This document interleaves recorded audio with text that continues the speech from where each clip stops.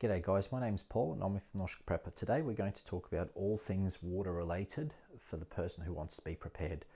Before we get started, if you're watching this video and you've seen any of my other videos in the past and you've liked them, please subscribe to the channel and leave us a thumbs up and a comment. Let us know what you'd like to see in the next videos. We really do appreciate it, and it really helps to get good quality information out there into the community, because God knows there's a lot of trash out there. So we try to filter through all of that and just provide very practical content for you guys.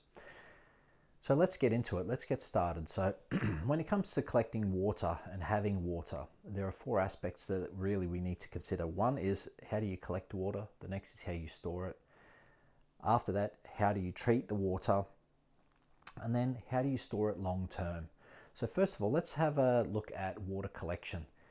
Depending on your access to water, there's going to be different considerations. If we look at Ukraine right now, where they're under constant shelling and there's danger from sniper fire and things like that, people are having to collect water very, very quickly. Now, many people were caught off guard, so they're using things like these soft drink bottles and they're collecting water with that. They're collecting water in jugs and then having to try run back to their house. Now, there are pros and cons for all the different ways that you're going to collect water. This is very cheap and it works quite well. However, it's going to take you longer to fill. You can use something like this bucket here, which is a very useful way of collecting the water and storing it. However, it's going to be very heavy to carry and it's not particularly convenient. So you have to weigh up the pros and cons. Now, when it comes to the containers that you're going to collect water in, you have to think that there's going to be two main conditions that the water is going to be in, and that is untreated and then treated. Most of us have to treat the water. So if you're going to have water that you know is safe, you need a designated dirty water container and then a clean water container. So what I recommend for your dirty water is that you store it in containers like that bucket that we just saw, or like this big rubbish bin here. Reason being, or even this barrel here as well. The reason being is that you can take that lid off and you can scrub those containers out with bleach and water when the sediment and the sludge settles out of the water, and it's very, very easy to clean. If you're going to use something like these other containers here with small mouths, they get harder to clean. So I recommend for the water storage of your dirty water to use containers with a wide mouth. So when it comes to storing the water, then you want to make sure that you select a plastic that is food grade. Now, there is a lot of information on the internet. I'm going to try and boil it down in very practical terms.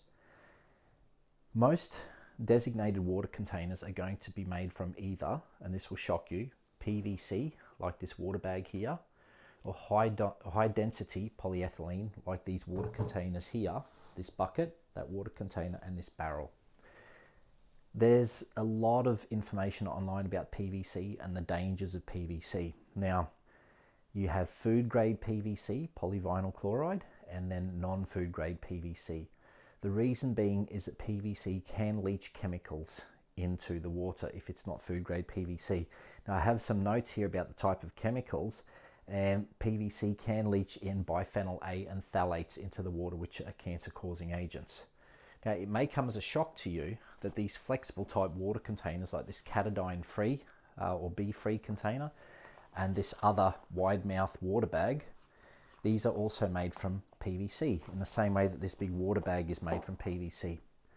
The advantage of having polyvinyl chloride bags like this is they're very tough, they pack down small, they're light, and even in sub-zero temperatures they remain flexible. So they're a very, very tough container. Now, if we compare, for example, that this is a 400 litre bag, it takes up less room than this 60 litre barrel. So there is an advantage already, that I can roll this bag up, and for the same volume of this as this barrel here, I can have 3 bags. I have 1200 litres of water. So PVC, not everything is black and white. You have food grade and non-food grade. So then if we go on to high density polyethylene, like this barrel, like this water container here, like this water container, this jerry can here, or this plastic bucket, high density polyethylene is a very, very tough plastic, even in sub-zero temperatures, and it leaches very little into its contents unless it's heated up or it's been sitting in UV light or it's storing something very acidic. However, it can still leak certain certain chemicals in there that are endocrine disruptors, so they will actually impact your hormonal system, your hormone system. So for storing water, keep the temperature as low as possible. Don't store it in the sun, and you should be safe with that. Then you have other types of plastics such as polyethylene. So you've got this platy bag, this flexible bag here. I've used this tons when I was camping. Very, very tough bag, works very well.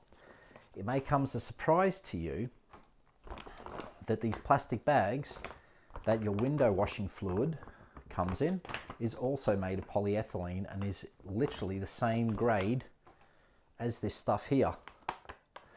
Now these containers here, or these bags, if you undo the lid and you give them a really good wash, give them a rinse with bleach, let it dry, let it rinse out and then let it dry.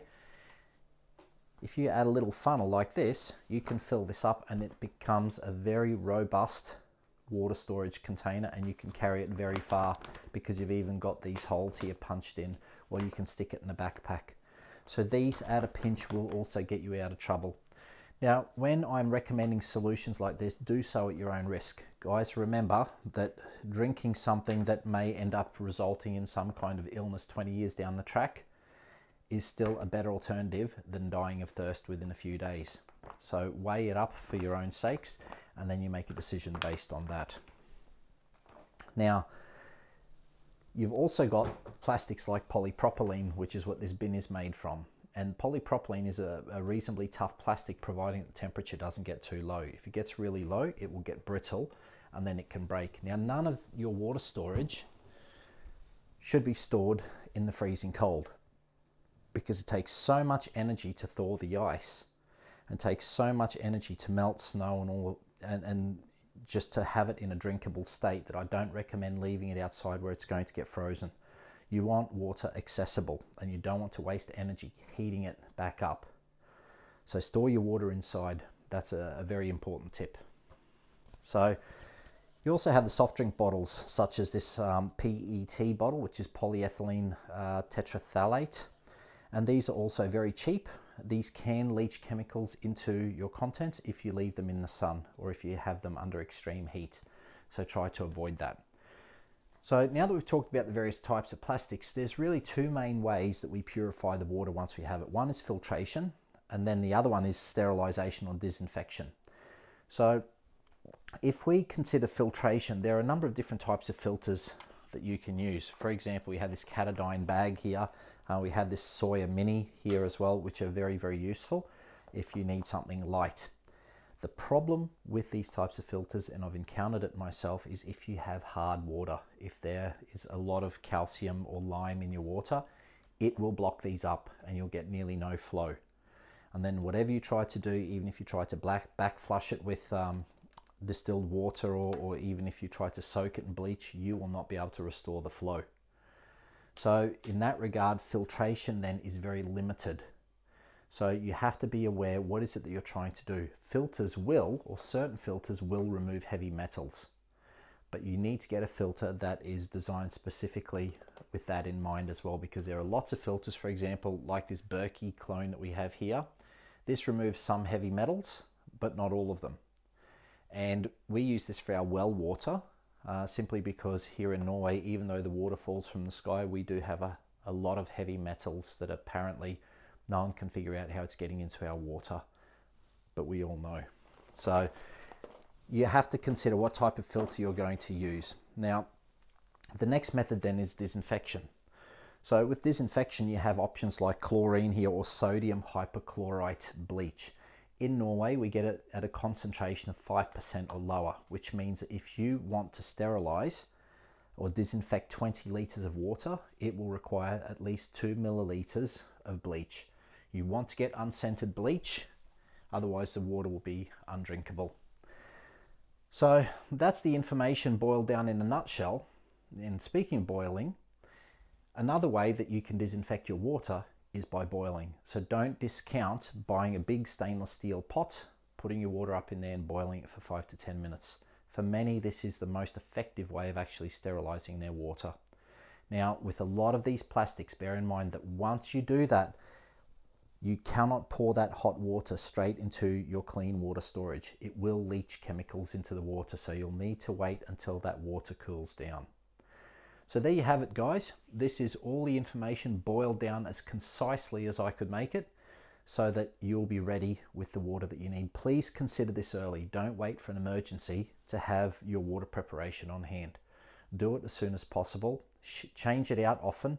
So if you've got your water sterilized and it's disinfected sitting there in various barrels, check on it regularly.